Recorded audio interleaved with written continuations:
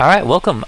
This is Nick. I'm going to be going over the Story Clock live clocking on my Story Clock app.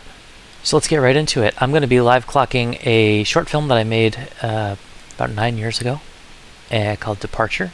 So the first thing that we're going to do here is go down to Project Details and update the project title to Departure.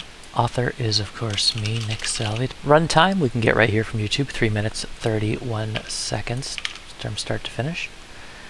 And we'll click update, and that should do it. We look down here at our story clock, empty clock with our name and title on it, so that's cool.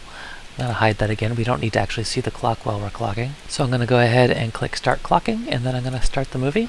First thing we see here is cat running in, and I'll go ahead and set that. One of the things you can do now is add it, and cat is chasing somebody. So you can add it to get the timestamp and then just update what it's called after. I'm a robot. Get rid of that one. Nate leaves. And then roll end credits.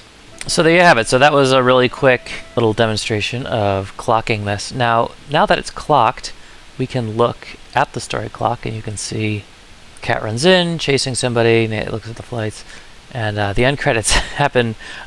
For the size of this movie, the end credits happen right where about Act 3 should be starting. But now that we've got all of our beats in here, we can say like, okay, these are currently in reverse order to make it easier when you're clocking, but you can flip this to sending switch.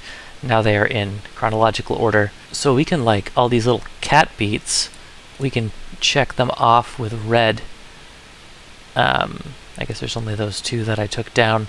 And then the Nate's in this chasing sequence. He's looking at the flight board. He's a robot, and then he leaves.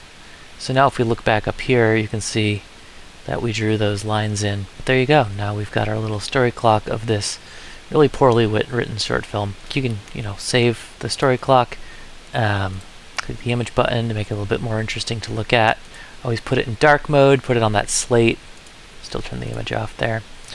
Then one of the other things you can do is click here to include the times, 30 seconds, 47 seconds, these are when they happened, and assuming 60 seconds per page, you can include page numbers on there as to where they would fall in the script. If we want to save it, we can just click Save File, automatically downloads departure.storyclock to your downloads folder, and there's a quick overview of live clocking with the Story Clock application. I hope you enjoyed it, and stay tuned for more updates to the application as I make them. Thank you very much.